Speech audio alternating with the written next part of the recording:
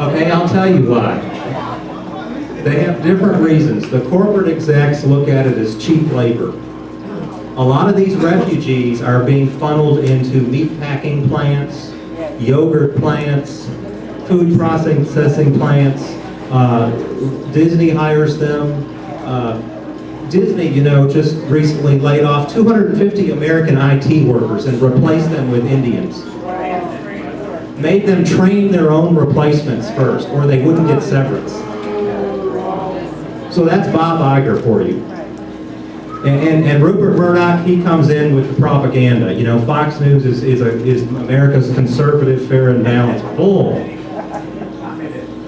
Exactly. You know, at least CNN admits they're communists. Do any other questions? I really didn't plan to speak tonight, but thank you so much for it.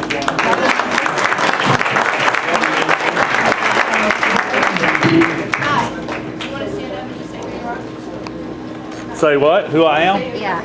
My name is Guy Smith. I actually live in Kings Mountain, North Carolina. I've spent the last 5 years now working as a concerned citizen lobbyist in our legislature. The one thing I want everybody to be aware of about this North Carolina bathroom law. Right. That's all anybody, that's all year. I did a review week before last, 60 news articles. 3 out of 60 had the word Charlotte in them. Is everybody aware of why this bill was passed? No. The Charlotte City Council passed an unconstitutional illegal ordinance, and the whole purpose was to put this whole gender bender bathroom thing in our K-12 education system. It's the same thing that they've done with the environmental global warming thing. It's the same thing they've done with the whole gay marriage thing. They planted in the K-12 education system, and by the time these kids are in their 20s, what was a insane idea when it was first fed there, they believe that's what's normal. Right. The whole purpose of the transgender thing is to get it to where when these kids are now in elementary school or in their 20s, and excuse my French, they'll think that freak that they went to school with is normal. It's all about establishing the new normalcy. Correct me Right. if I'm wrong, but the proponent who passed the ordinance there was a sex offender. Yes, ma'am. And so it's built on a perversion. Well, and there's another thing, and I've got anybody here that can help do, I don't have as many contacts in South Carolina as I used to. I grew up in Greenville. I was told that this whole thing is orchestrated by an organization called the Human Rights Campaign. Look them up. They have got corporate sponsors that are putting millions of dollars a year in this effort all over the country. I got a note from somebody that told me that there was a similar ordinance in place in Columbia, Charleston, and Myrtle Beach, South Carolina. Now, South Carolina doesn't have, unfortunately, your legislature can't do what ours did. And I do give Pat McCrory a lot of credit, but I give more credit to the fact that our House Speaker and our President Pro Tem of the Senate basically went to the governor a week before last and said, we ain't doing a damn thing about the law. So, and the governor can't do anything. I mean, you know, North Carolina is a very legislatively heavy state. We've got, depending on the rating, 43rd to 47th weakest governor's office in the country. It's all run by the legislature. And they basically said, we're not going to back off.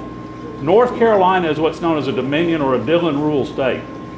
Every county or city operates solely as a subdivision of the state government under a charter granted by the legislature.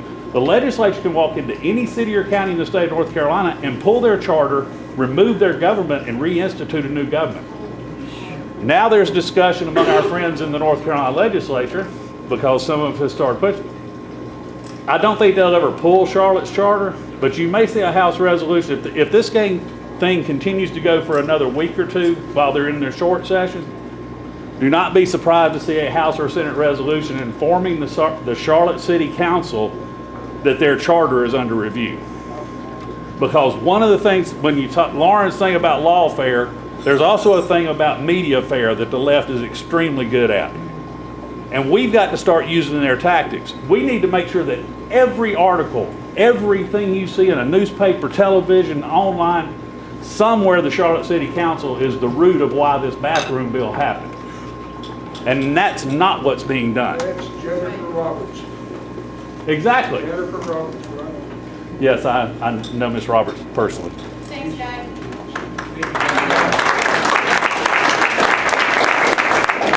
And I hope everybody takes one of my brochures that I have sitting out around on the tables for the Patriots Business Alliance. Sorry, I had to get my plug in. Thank you all for coming.